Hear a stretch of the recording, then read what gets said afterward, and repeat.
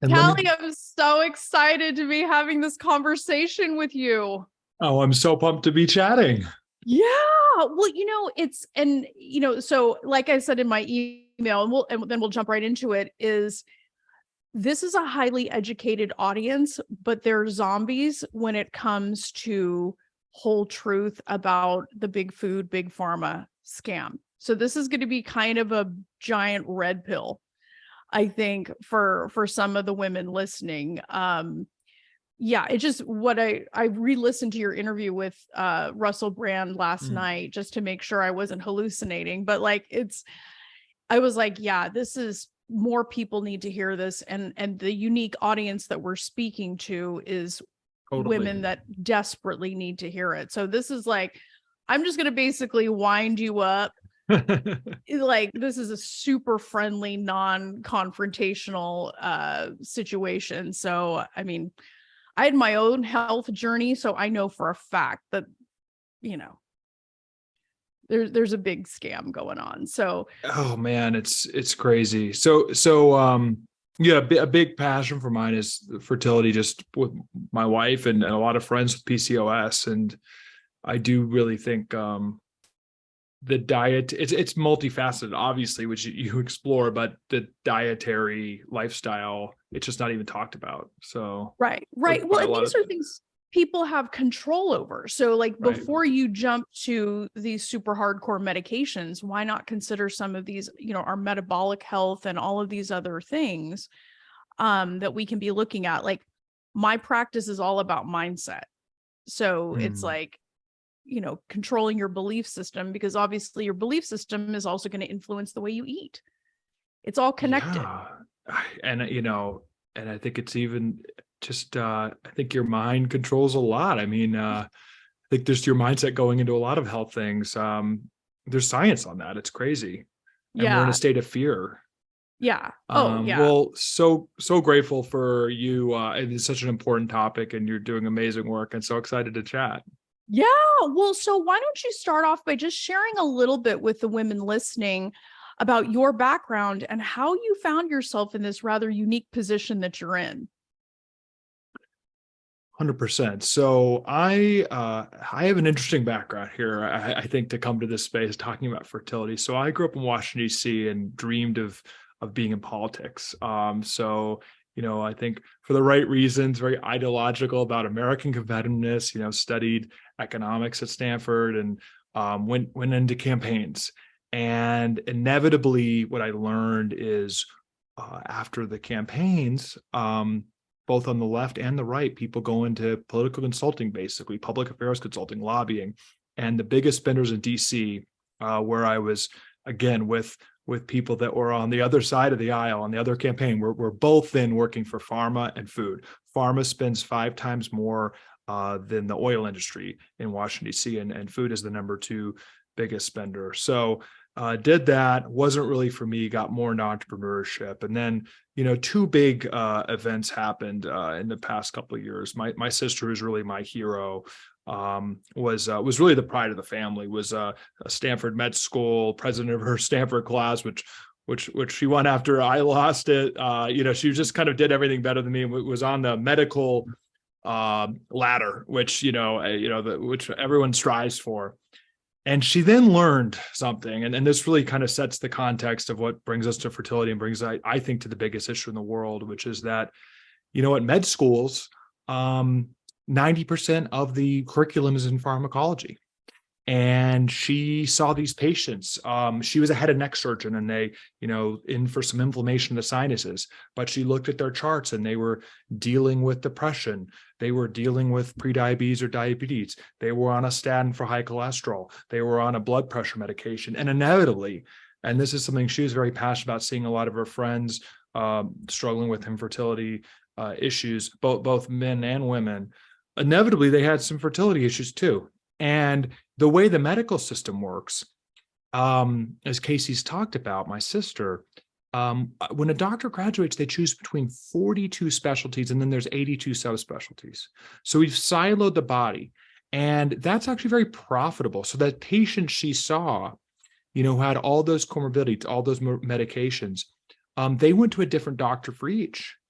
And what she kind of discovered, and I think there's a real awakening on, is that really, if you trace PCOS, if you trace high cholesterol, if you trace high fasting glucose, which goes to diabetes, even depression, there's a real root cause. Our body is connected, and it really relates to insulin resistance and metabolic dysfunction.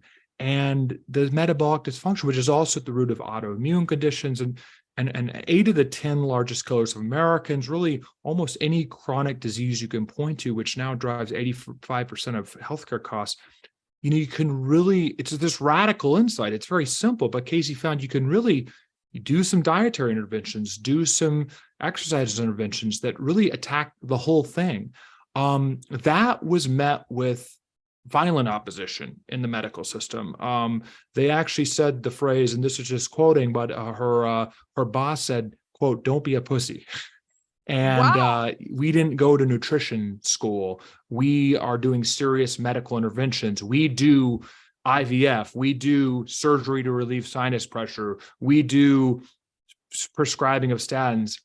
And anyway, so she started a metabolic health company called Levels, which actually many people struggling with PCOS are actually seeing a lot of success on, which we can dive into. And I was very inspired. And really, the catalyst for me was my mother, our mom, passing away in early 2021, also due to metabolic dysfunction. She and just a quick story on her. It actually starts with fertility, and so she had years of fertility challenges when she was trying to give birth to me.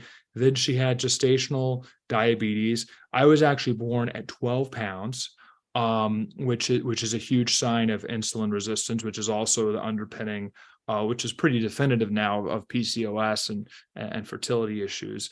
And she was getting high fives at the hospital for having such a large baby, and then, like normal rites of passages for an American, had high fasting glucose, took a metformin, statins, blood pressure, and inevitably got diagnosed with pancreatic cancer and died several weeks later. What I'm on this journey for is that I think the things at the early end, if her infertility, if her gestational diabetes, if that was not just something to treat, something to take a pill, something that was unlucky, if you actually, and we have curiosity about these symptoms and what they actually represent, they're all connected, and we can actually welcome them as warning signs and potential metabolic dysfunction happening within our body. But our system doesn't do that, and I think it's a huge issue, which is leading to 93% of the country being metabolically dysfunctional now, high rates of depression. It's all connected. So my company's trying to incentivize, actually, for PCOS and other metabolic conditions, actual food and exercise interventions, which can actually get paid for by tax advantaged medical dollars. You can actually prescribe food as medicine, exercise medicine. The medical system doesn't know how to do this, but it does count. And that's where we need to move healthcare. It's not an anti-drug message I'm on. Obviously, there's multifactorial issues here, but food and lifestyle, this isn't preventative. These are the best reversal mechanisms for almost any chronic condition, including many types of infertility, I think. Yeah. And that's really interesting to me, because I was on my own fertility journey. And when the subject of diet and all these other things came up, the first thing was, no, there's not enough data to support that. And I'm like, well, this is something I'm doing every day, and it wasn't until I sought out the alleged alternative medicine where that conversation even began. And my memory serves, I had heard that very little time in, like, maybe a short seminar in medical school has, even covers nutrition, that you have to actually go outside of the typical allopathic medicine to start hearing more consistent and different messaging about food and the role that it can play. Yeah, it's amazing. And you say it exactly right. Talking about nutrition, talking about the 1 ton of genetic information, I call it, that we put into our bodies, is considered niche. And you can really trace the financial incentive. So 80% of medical schools in the United States today, that includes Stanford Med School, Harvard Med School, on down, do not require a single nutrition class for doctors to graduate today. Wow. So 80 to 90% of doctors, by an estimate actually from Harvard Public Health, says that doctors today graduate without a single nutrition class. Meanwhile, 80 to 90% of all the curriculum is essentially around pharmacology. And when you tie the money, more than 50% of major medical school funding actually somehow touches pharma. They're obviously the main donators of research, and through a lot of different ways, through grants, fund the medical schools. When it comes to food companies, processed food companies fund nutrition research 11 times more than the NIH. So, and then that bleeds into medical schools and curriculum. Food companies also have donated millions of dollars to the core medical groups that set the standard of care for American doctors, from the American Diabetes Association, which is really hard to wrap your head around. The majority of the American Diabetes Association funding comes from pharma, and they accept millions of dollars from Coca-Cola, which is literally, if you were to take one product that has led to the explosion of diabetes to 50% of adults having prediabetes or diabetes, which is highly tied to the fact that infertility, both for women and for men, with sperm count plummeting, is skyrocketing. I think it's sugary drinks, and the American Diabetes Association is accepting money from them, including the organization that sets nutrition principles, and the American Academy of Pediatrics takes money from processed food and is majority funded by pharma. So that's just how the system works. And I think the key thing to understand, and let's not be conspiratorial, let's just talk about the raw. Let's just talk about the raw economics here. Let's take a fertility clinic. And let's take the idea that PCOS and a lot of fertility issues really can be reversed and prevented through food and dietary interventions. Somebody that's on that journey, right? Somebody that's on that journey, or take an obesity clinic, somebody on a journey through food and lifestyle, or take a diabetes clinic, to take really any area of medicine. They're laying people off if people are on that journey. Somebody that's on a journey of food and lifestyle, they're not a profitable patient. Somebody who needs, these fertility clinics, IVF and the infertility issues are skyrocketing. I think it's demonstrable this is because of food and lifestyle issues. There's everywhere we go, there's new wings, there's new people being hired. The loans for the new buildings are underwritten by growth and assumed growth in these procedures. Job hiring plans. I talked to a leading institution, a fertility specialist, and he said, if I could snap my fingers and cure infertility tomorrow among my patients, among women, I would do that. But I, as a manager at a leading institution, I'll have to lay people off. People will lose their jobs if this doesn't grow. I think the kind of problem with the system is, of course, a fertility doctor who's in that exact moment helping somebody conceive through an invasive procedure, that's a miracle. That's awesome. But nobody, and I really do mean nobody, in the infrastructure of health is asking, why is fertility going up so much? Why is diabetes going up so much? Why are autoimmune conditions going up so much? Why are all these things going up at the same time? It's because of food, which I think should be obvious to all of us, but that is a radical insight to the medical system. And it's a question nobody's incentivized to ask, because everyone's profiting off the metabolic dysfunction that we're all facing. It's incredible, and it's funny, not that long ago, I was looking at old family pictures. I was born in the 70s, Sure. and I looked, I'm like, everybody's thin. Mm-hmm. Like, everybody's thin, everybody looks healthy. And you've got to ask yourself, what's different? Like, what is different? What has happened, over the decades? I mean, food, it seems like the quality of food, like it's just changed. Yeah. And this is what I've really been, and again, I came from this really from my early days in politics. I care about the future of this country.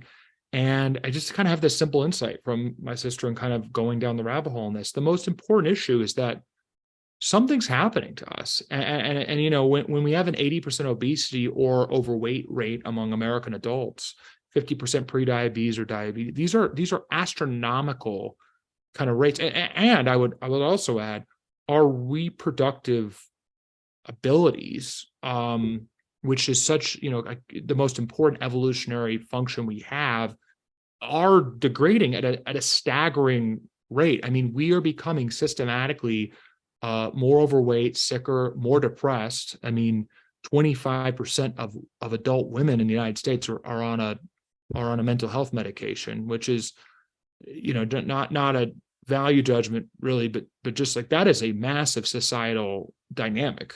Right.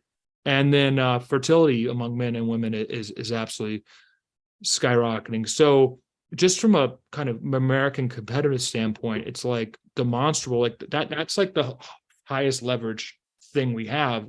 And it's like it's because of food and related metabolic habits, which are the simple things. Let's just take them. So on food, our diet, our foundational diet is three products, is three ingredients that did not exist 120 years ago.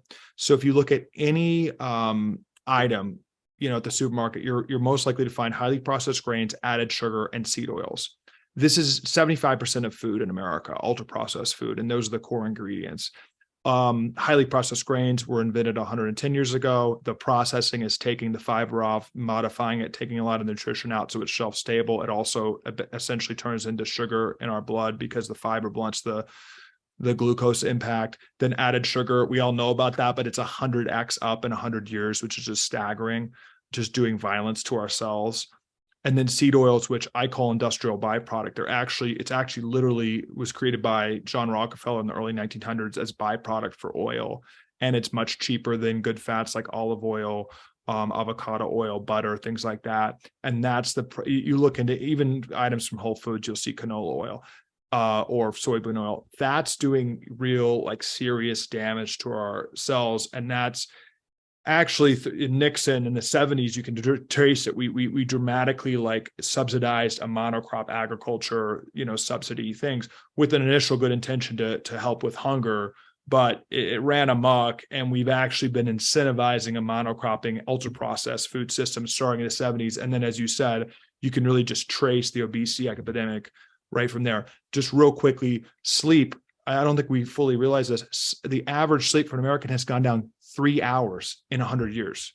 3 hours. It's gone from a little bit over 9 to a little bit over six, below 7. That's significant. And, you know, that's another podcast, but that has a lot to do with our overall metabolic health. And then sedentary behavior. Now, food is number one, but sleep and sedentary behavior is really important. Not only you know, I think we're trying to exercise.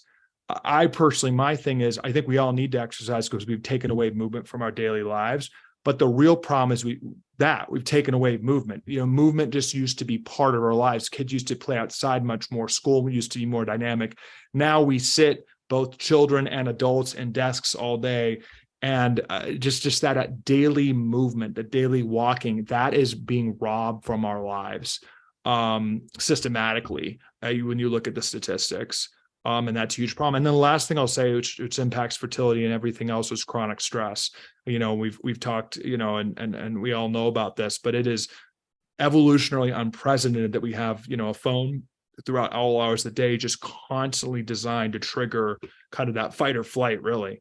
And I think our modern society does trigger those parts of the brain that are, you know, running from tigers and that really increase cortisol, but that's happening systematically at all hours of the day. And that actually scientifically has a huge impact on our cells, you know, with our body in that state chronically, which is happening systematically. So those are the main levers that are impacting metabolic health.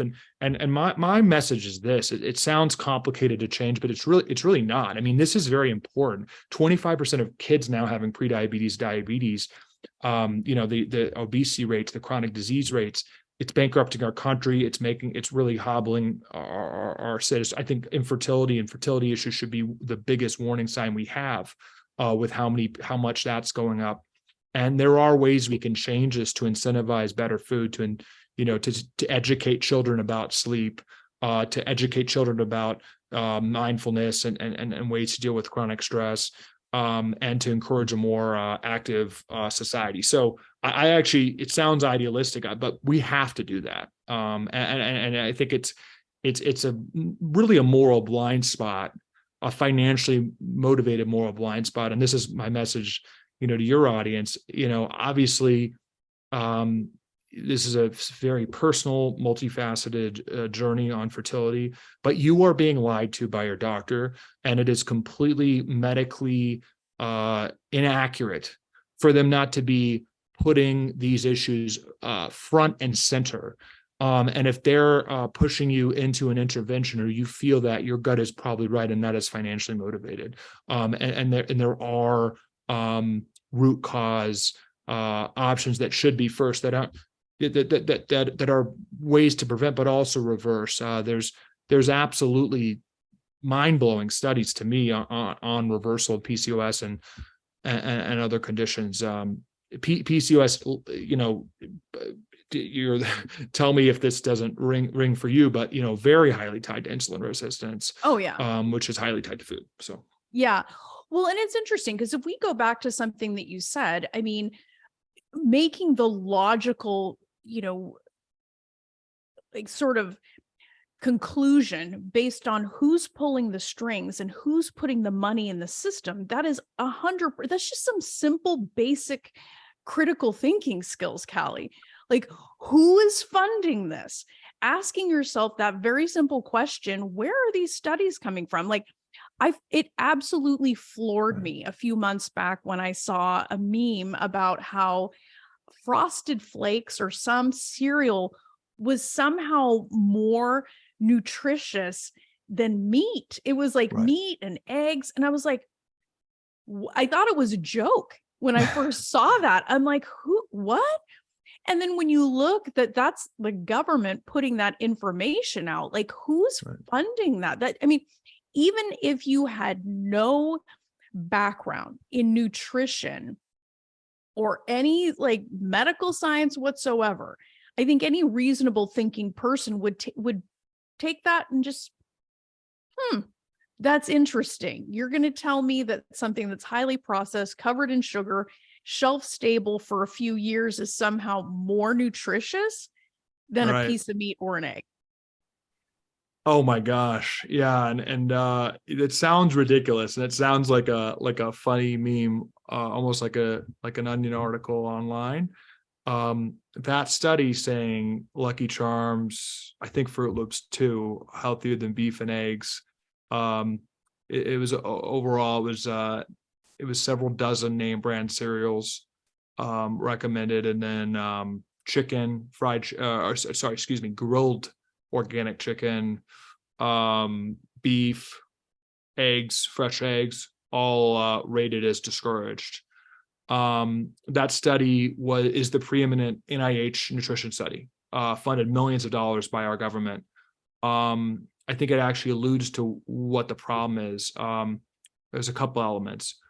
One is that the NIH is primarily a grant-making organization, so it's 90% of the funding.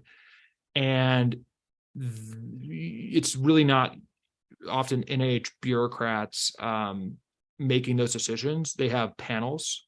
So they have like panels on nutrition, panels on opioids, panels on obesity. Going back 10 years when I was actually working for Pharma, we actually helped put together a list for an opioid committee from the NIH. And 80% of that panel was directly paid by opioid makers. And they recommended lenient, opioid guidelines. And now, we know there's a huge crisis with that. I don't know if many folks know that over 90% of people that die of an opioid overdose today from fentanyl or illicit opioids, their addiction started on a legal prescription pad because of those loose guidelines that were created 10 years ago by a conflicted panel at the NIH that set the guidelines and funneled a lot of research money. Now it's the same kind of thing for food.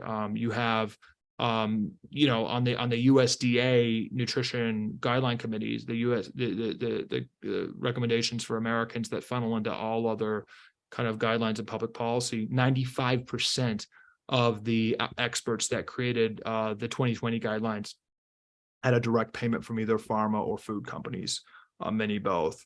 So that's just a key thing to understand. And the bureaucrats themselves, and this is just shocking, but the bureaucrats themselves at the NIH are able to take personal payments from food and pharma companies. And do. The recent report from ProPublica said that the majority of folks who do pharma research, nutrition research, same thing, do. The author of that NIH-funded study has taken personal payments, not only from large processed food companies, but he's also taken money from one of the leading direct-to-consumer prescribers of Ozempic, which is to profit off obesity. So you really you actually just can't really make it up, and you just kind of, I mean, I hope my goal is that this is kind of like crazy to kind of hear this, but I hope it's actually an empowering message, because I think we all understand that there's probably something wrong. None of this really makes sense, but we're kind of gaslighted not to really ask questions. But I think we need to tear this down a little bit and understand the medical organizations in this country have lost all moral authority. I think particularly when it comes to chronic conditions such as infertility, heart disease, diabetes, they deserve no benefit of the doubt. I mean, you should listen to your doctor. You should absolutely talk to your doctor. You should, weigh the pros and cons of certain, procedures. But we should they deserve no benefit of the doubt. We should be very skeptical, radicalizing ourselves and, reading books by Mark Hyman, Robert Lustig, and many podcasts like yours and many others, just to at least think for ourselves, in the face of mass infertility, mass chronic disease, mass obesity, we're being told to be quiet, trust the science, and not ask any questions. That's ridiculous. That needs to stop. So I think that's in a way, it's almost hopefully empowering. The last thing I'd say, and I think, this framework helps me. I always try to think about evolution. I try to think about we're animals. What's the kind of, what are we made to do? And I just think it's instructive that Americans, humans, particularly American humans, are the only humans and animals we've domesticated and basically feed, are the only animals with systematic rates of metabolic dysfunction, of depression, of diabetes. I don't have this stat on me, but I would assume one of the highest, if not the highest rate of just order of magnitude more fertility issues than a lot of other animals. A wolf or derivatives of dogs in the wild have close to a 0% obesity rate, close to very low cancer rate. A dog that we keep and have our habits and give crappy food has a 50% of dogs get cancer, and it's something like 40% actually have depression. That's what's happening to us. We're the only animals that have these issues because we've deferred to the experts instead of our own innate kind of understanding. Not to go too far down the rabbit hole, but just having a young son, a 1-year-old, which has just totally changed my life. I mean, I think the medicalization of fertility, of birth, I mean, there's been some miracles. I mean, giving birth obviously was a very dangerous act, and emergency medical procedures are vital. And it's a huge distinction I want to drive here. If there's an acute issue, an infection, a complicated childbirth, a burst appendix, that the system's been a miracle for acute things that were going to kill us. But now 90 to 95% of costs are driven by chronic conditions, and chronic conditions have only gone up. And I just think we have bled into a lot of this miracle of birth and fertility and taken away wonder and understanding about the power of our bodies and interconnectedness, and just made it all kind of this sanitized, trust the science. There's a cure for everything. There's a pill for everything. I think that's kind of spiritually not that great personally. I having just gone through this process with my wife, and I would have never expected to do a more of a natural birth, and she decided to do that. We were kind of conservative folks growing up and trusted all the systems, but but we really tried to eschew. My wife decided to eschew a lot of the medical interventions, and that was very gratifying and an incredible experience for us. Yeah, well, and I think your message is empowering, Calley. I mean, Yeah. it's like we have fallen into, I think, the trap of this either or scenario for everything. There's no gray area. You're either with us or you're against us. Is ridiculous thinking. It's not critical thinking. It's not intelligence. It's indoctrination. And I think giving women another perspective on how they can think critically about something as important as their fertility, and give them an understanding of how the system works. That I think, if I'm remembering correctly, if medical schools are funded 80% by pharma, like, what does that tell you? Now, it doesn't mean that it has to skew evil, but No. you have to understand, if somebody's paying the bills, they're going to have influence. And the scare tactics, and we've seen that in the past 3 years, man. I mean, I don't Yeah. think we can Oh, get yeah. around that. Like, Yeah. if anything has done anything to destroy the credibility of the medical machine, it's how they've handled the past 3 years, and the scare tactics, and getting people afraid of their own shadow, afraid of their relatives, afraid of other people. Right. Like, you've got to ask yourself, what's behind all that? And you don't have to be a tinfoil hat wearing lunatic to ask some very basic, intelligent questions, like, what's influencing this choice? What's influencing this recommendation? Yeah, the healthcare industry is I think this is a key thing to understand when you're making healthcare decisions. The healthcare industry is the largest industry in the United States. It employs more people than any other industry, and it's the fastest growing. Which is crazy when you Yeah, consider the number of people that are sick. it's worse outcomes. So in any other industry, really, except maybe education, which is also problematic, and our kids are, I think, just under threat. But in most industries, innovation is, lower cost, better outcomes. And yeah, healthcare is the largest industry in the United States. It's the fastest growing industry. It's the most employed industry. But the more we spend, the worse outcomes get. And I think that is a result of incentives. I think that, it's this tough system because people at an individual level have plausible deniability, and they are good people. Like a doctor seeing one patient after the next that has metabolic dysfunction, trying to do whatever they can to help, is helping that patient in that exact moment. A pharma researcher, researching something is like, doing research. A medical school dean feels good about themselves. But like every single one of those people is profiting from more people getting sick for longer periods of time, and they'll lose money if people are metabolically healthy and exercising and eating healthy.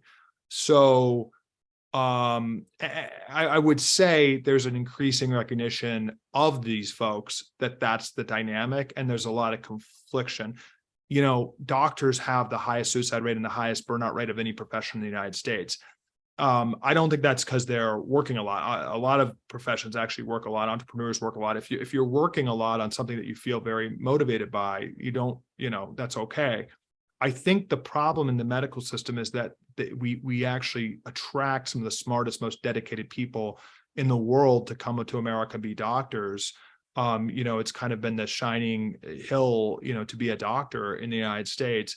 And there's much easier ways to make money. So the folks that get into medicine, I think, are very dedicated, but then they see, like my sister did, the same patients coming back again and again. They see the simple fact that patients are not getting better. We're getting sicker, fatter, more infertile, more depressed at an increasing rate.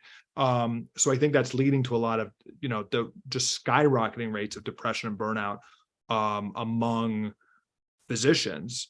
And so it's like a lot of people in the system are losing, but the medical system in itself, the invisible hand, it's larger than any one person. It's incentivized to grow. So there is no money being spent and no institutions. I mean, I'll just give one example here.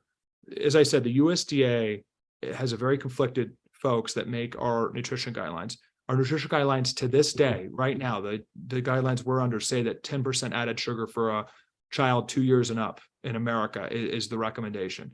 10 grams or 10% of the diet is added sugar or less. That is crazy. Like, this is a highly addictive drug that is wreaking metabolic dysfunction.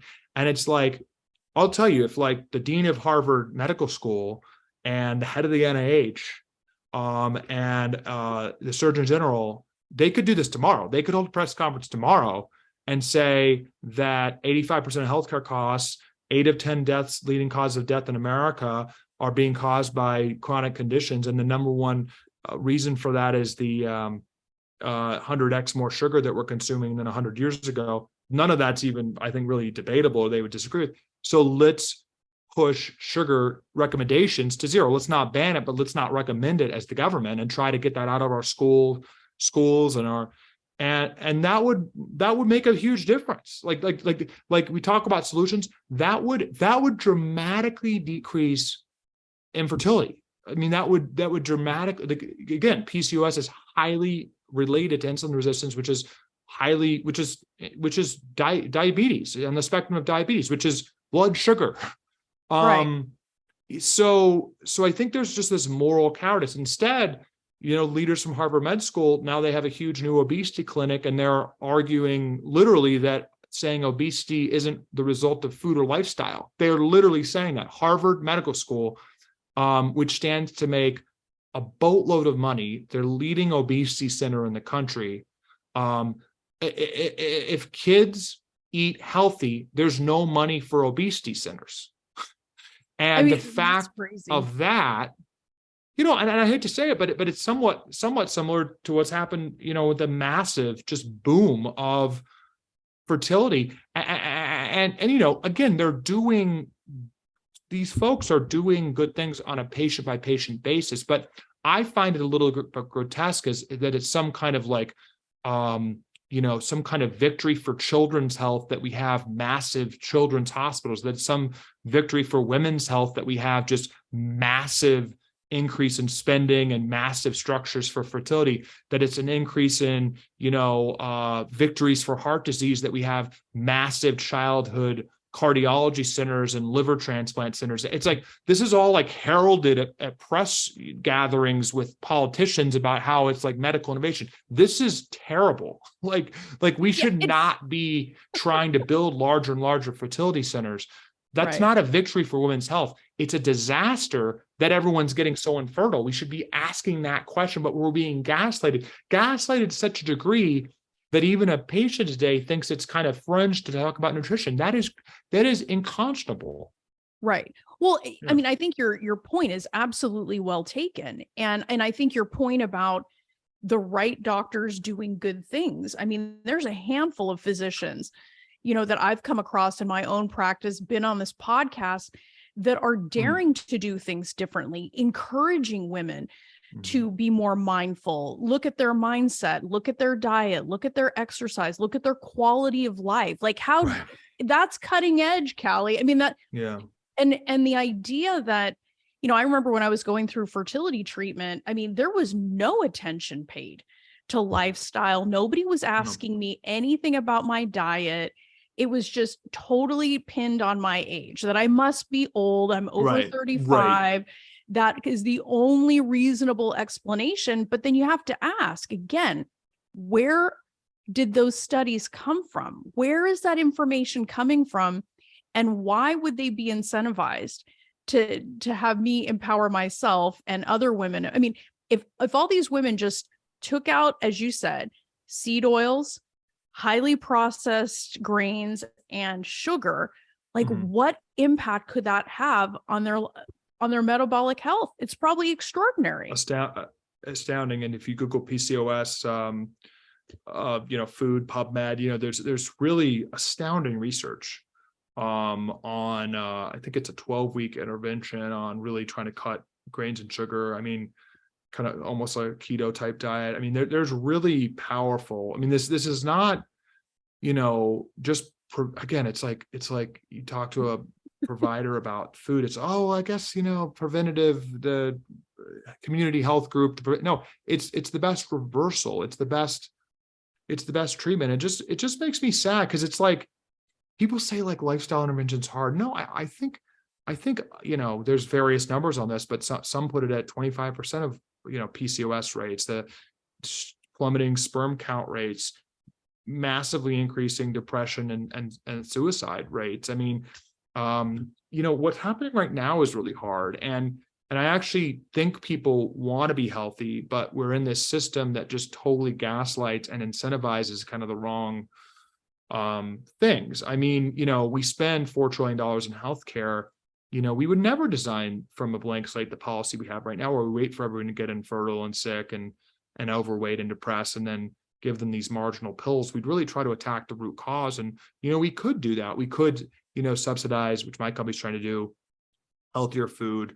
With a lot of policy instruments to encourage a more active, less sedentary lifestyle. So there's a lot of elements that we can do. And, I think that's happening. I think math is just going to demand it, because I really do think we're either going to become like the scene in Wall-E with everyone just kind of blobs. Just, I mean, I'm not trying to be too hyperbolic, but we are becoming like, we are becoming increasingly infertile, overweight, 80% of the country. And this has been a big journey for me. It's like, it's not like I got on this because I had health struggle. We all are, but just like, we should all be, it's not a judgment. It's actually like we're being played here. Right. And just my personal journey has been with my mom and just having a new son. And I'm scared for the world kids are going into. I mean, like they're getting, if you think about the leverage points on like a child's happiness, it's like eating well, being like moving, it's just going to impact almost everything. You mentioned, your advice, and this radical advice to like eat better and move and think about metabolic habits with fertility. It's just like, we should be encouraging as a society, is the number one goal, everyone to have that journey and explore that curiosity. Yeah. But we're doing the exact opposite. Just one small example. And I know, this is a little bit of a controversial figure, but like, Dr.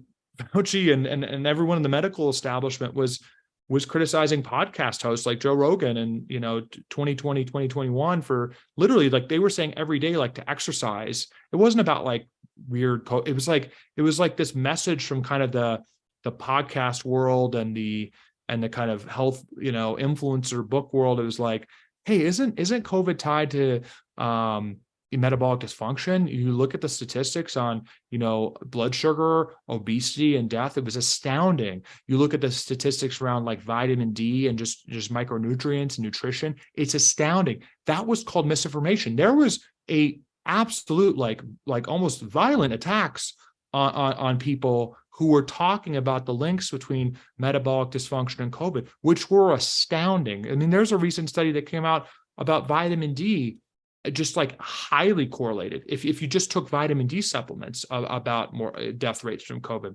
Yeah. Look at poor Ryan Cole, totally Right. crucified. I was living in Idaho at the time, and he was out there telling everyone, get sunshine, take a vitamin D supplement, but he was crucified like some kind of a nut. And it's just, again, I'm trying to explain this as simply as I can, but like, it's like, this would have seemed like such a hippie thing to say to me, like, several years ago. This has been a huge journey for me, but it's just like the importance of getting sunlight, the importance of like putting natural food in our bodies, like the importance of drinking clean water. We're just animals. Like, if you put any animal into a small box with limited sunlight and processed food, and dysregulated sleep and unnatural light all the time, that animal would completely break down and go crazy. Like, that's what we're systematically doing. Again, I'm not trying to go back to the Stone Age here, and but we should just like understand that. Like, we've created amazing innovations, the past couple hundred years, but like our biological needs for our cells are just totally, I mean, until a couple hundred years ago, like there was really not light, like unnatural artificial light, like Right. when the sun went down, we might have had like but we were going to sleep, like we evolved Yeah. we evolved that way for millions of years, like that's how our cells evolved. Like we are on a 24-hour clock because of the sun. Like the sun is very important. Like we are who we are because of the sun. It's just like just hand waving away these like biological needs and saying that's like fringe when we're thinking about something that's so core to our evolution, like infertility, which is totally out of whack. It's like that just it's just not correct. Yeah. Yeah. And the most recent, I mean, it depends on where you look, but one of the most recent statistics that I looked at is it used to be 1 in 8 couples struggle with fertility. Now it's 1 in 6. That is a dramatic jump. It's huge.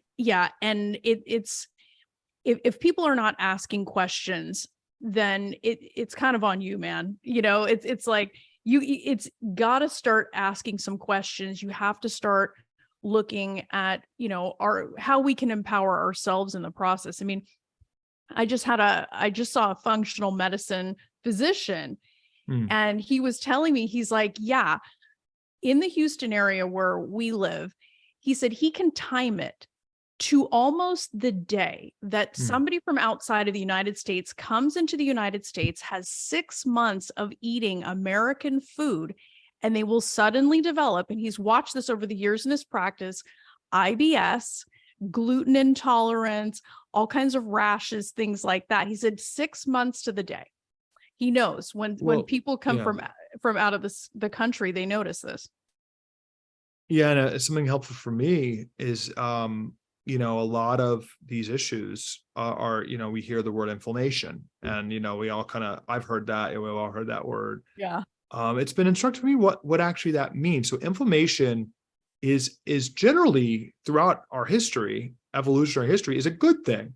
Like inflammation is when there's some foreign item in the body, and our body basically miraculously like summons forces to attack it, basically. Yeah. And now we're chronically inflamed, and that's what leads to it's the kind of an underpinning, this Right. chronic inflammation. A lot of that's because we have, as I talked about, the foundation of our diet is foreign substances. Our body is chronically inflamed because we have chronically put, in America particularly, foreign substances in our body. I mean, there are thousands of chemicals and pesticides and things like that are allowed in the United States that aren't in Europe. I'm a free market guy. I'm a libertarian, but that's not a free market. That's a rigged system. Right. It's a rigged system that we subsidize this poison and monocropping and corn, which turns into high fructose corn syrup, which goes into our kids' food, which is totally weaponized, and grains. We subsidize that, and then we have just a totally bought off, regulatory apparatus where we have thousands of neurotoxins that are actually available to put in the foods. And we've let just wholly blind eye to our farming practices, which are totally unstable. Our soil is just dying. It's just like, this is not a free market. It's a rigged system. And there's just so much more respect for food. I mean, I don't really like to give Europe a lot of credit, but like, European countries, and some of them, I believe France spend 2 times more per GDP percentage on food than we do. We I think among developed countries, we're the lowest percentage of our income that we spend on food, and that's a disaster. It's a total disaster because of course we make up for that and then some with our healthcare costs, and it's just we've just lost. I take it to a spiritual. I think you said something beautiful, which is just like, it's so simple, but it's just like, on the fertility journey, like really trying to like, I'll just give my personal, big motivation for me is just like having a son. Like I haven't always had the healthiest habits, and it's just like having a kid. It's just like, it's been so rewarding to like be reading books, to listening to podcasts like yours on all these different areas, to try to think about the food I want him to eat. It's just like, I don't know, a lot of your listeners are on that journey, like that millions of people are waking up. I'm part of that army, but it's just like, this is like a key, I think, to happiness, actually, to like, understand, the interconnectedness of your body. I mean, even my mom who got a metabolic condition from her prediabetes and passed away. I mean, the fact that she in her, final years was really understanding what prediabetes was, reading a lot of books, working with my sister on fasting, things like that, that had a huge impact on me. Like that legacy still lives on. It's just like, we have been taken away from our body. And I think, again, there's just nothing more profound and more instructive of how we've lost our way than what's happening for fertility. And we should not be, looking at one of these core evolutionary functions, the greatest miracle that a human of, either gender can do is produce life. And there's something profoundly like wrong happening, like unprecedented happening. Like I just can't believe, actually, when you step back, why this isn't a national emergency. Like truly, like and it's not our fault. They're really like, our bodies are trying to tell us something. And the answer is not that we have a deficiency of certain drugs or procedures. Yeah, no, absolutely. And I really appreciate your time today, Calley, because Yeah. this is an awakening. Mm-hmm. I think there's an awakening happening across the board. And, my area of it is fertility. And I see more and more women starting to ask better Mm-hmm. questions and, looking for real partnership with their practitioners, because we're not enemies. It's just, hey, there's more than a few ways to get to where you want to go. And it's not, just shortly before we jumped on, I was recording a podcast with one of my clients who got pregnant naturally at 45, despite the medical field telling her that she had a less than 5% chance of doing so. Mm-hmm. But when she started addressing her metabolic issues, when she started having more joy in her life, sleeping more, sleep was a huge thing, as you were saying too. There, right when she shouldn't have had a baby, gotten pregnant naturally at 45, she'll be giving birth on her 46th birthday. Like, it's crazy. So Wow. I really appreciate the work that you're doing. And if you wouldn't mind, before we go, just share a little bit about the work that your company does and how women can get in contact with you and how all that works. Thank you. Yeah. So I was really kind of radicalized on this thesis through the personal experiences I mentioned. And then in 2021, as I was selling my previous company, which was in e-commerce, got into this space really more heavily by helping my sister, who's really been on big spokesperson for metabolic health and on this, helping her write a book. So got my head around it, and that's going to be released next year, about metabolic health and tying it to a lot of these issues and fertility as well. And I as I'm writing that book, I'm like, how do we actually change incentives? How do we actually, because the problem is that if you're a woman facing infertility, you're really being incentivized. The prescriptions are paid for, potentially the procedures, the whole incentive of the system. And then you have this really kind of fear-based thing where your doctor, who's highly incentivized to push you in this interventionist route, is like saying, you're almost risking your fertility if you don't go this route. It's a really Right. kind of bad incentives. And I think that exists for a lot of conditions. How do we change that? So what our company does is HSA, FSA funds. There's $140 billion in these funds. Most Americans have access to them. I never use them. They're confusing for some people, but they're tax advantage money. You can elect at open enrollment, $7,200 for a family, and it's for qualified medical expenses, which I always thought was drugs. And it's basically designed by pharma companies for that money to go to drugs, when you're sick. And that's why a lot of people don't use them.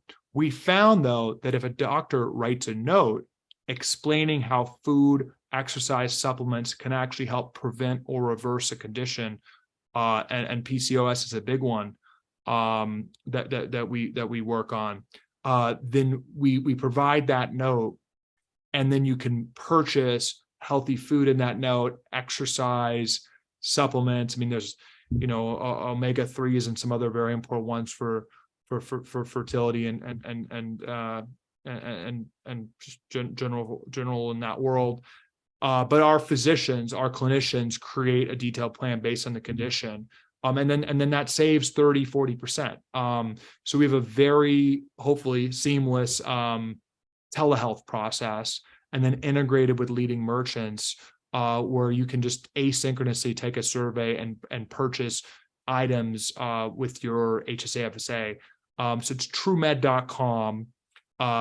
We're launching very soon with some great brands, and we just want to be that place to steer money towards these root cause items, these items that really promote health, not and maybe not having to wait till you're really sick and need drugs. So that's the goal of our company, truemed.com. And then I've been talking a lot about this. I've just been so much gratitude to be communicating about these issues. I really see our company as an advocacy organization. So on Instagram and Twitter, I'm at Calley Means, CALLEYMEANS. And just trying to call out the broken incentives of the system, which is the mission of our company and what I'm writing this book about. That's awesome, Calley. And we'll make sure to link all of your social and your website in the show notes. But thank you. Dude, keep up the good fight. I mean, I think that what you're really inviting people to do is certainly empower themselves, think critically, and give themselves a chance to find their way back to health. I mean, it's, I really wish your company extraordinary success, and then the book as well, because I think you're touching so many lives. So thank you so much, Calley. Thank you, Roseanne, for all you do and devoting your life to this mission. And I'm happy to be in the fight with you. Yes. Love this episode of the Fearlessly Fertile podcast? Subscribe now and leave an awesome review. Remember, the desire in your heart to be a mom is there because it was meant for you. When it comes to your dreams, keep saying hell yes.